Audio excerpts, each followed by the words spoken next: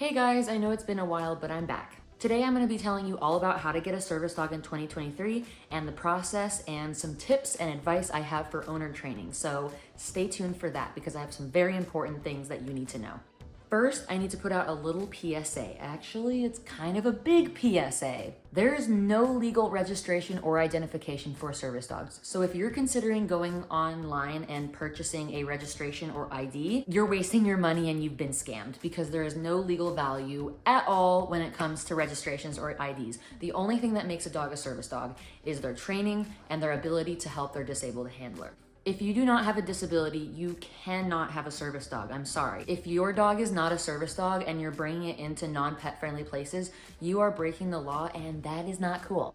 Okay, now that that's out of the way, let's get to the good stuff. Once you research the tasks that your dog could potentially help you with your disability, it's time to decide what method you're gonna go with. There's usually three main options, and that's going through a program, hiring a professional trainer, or training the dog yourself.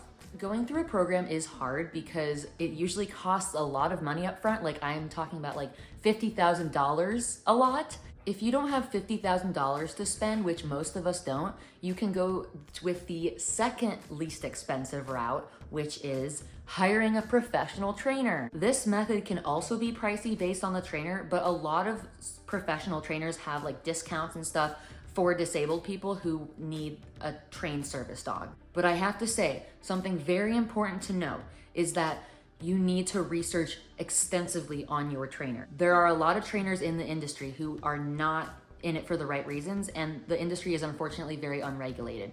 So it's important to look at reviews, talk to people if you can, ask tons of questions with your trainer, and if they are a good trainer, they will answer honestly. Lastly, owner training. This method can be the most cost-effective, but also the most difficult method for training your service dog. Obviously, it depends on the situation and the specific dog, but overall, owner training is difficult because you're doing it all yourself, especially if you're not experienced with training dogs. This does not mean it can't be done, and I have some very important tips and advice for you later in this video about owner training, so stay tuned for that. Owner training is definitely the most affordable method because you're not paying as much up front, you're not paying nearly as much, but you're gonna be paying for training treats, a lot of them. You're gonna be paying for your gear, like your vest and everything if you decide to use one. By the way, you don't have to have your dog wearing anything for it to be a legit service dog. Now it's time for my top tips on how to owner train your service dog. First thing you need to know, you need to find what your dog is reinforced by, whether that's toys or treats.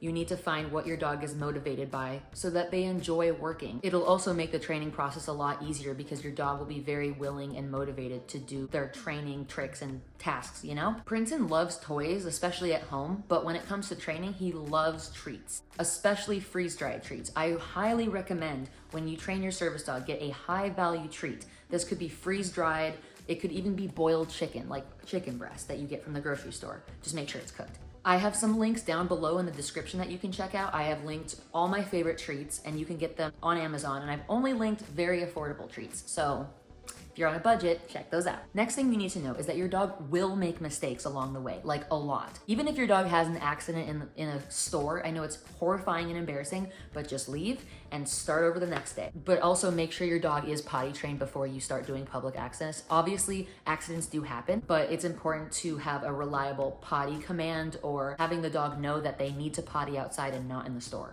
No dog is perfect, and it's really unrealistic to expect perfection, and it will put a wrench in your training if you expect your dog to be flawless, especially in the beginning. Another thing you need to know is the ADA law. This is extremely important because you will probably, I'm 99% sure all service dog handlers have run into access issues.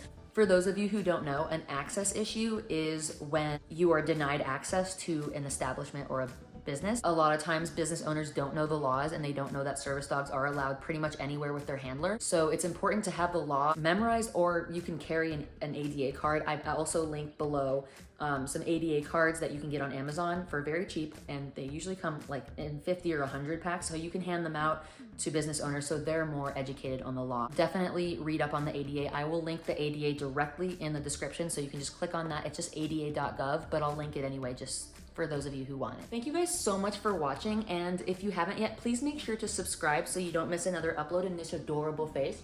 Thank you guys, and if you have any questions or comments, please leave them down below and I will be sure to answer them. Have a good one.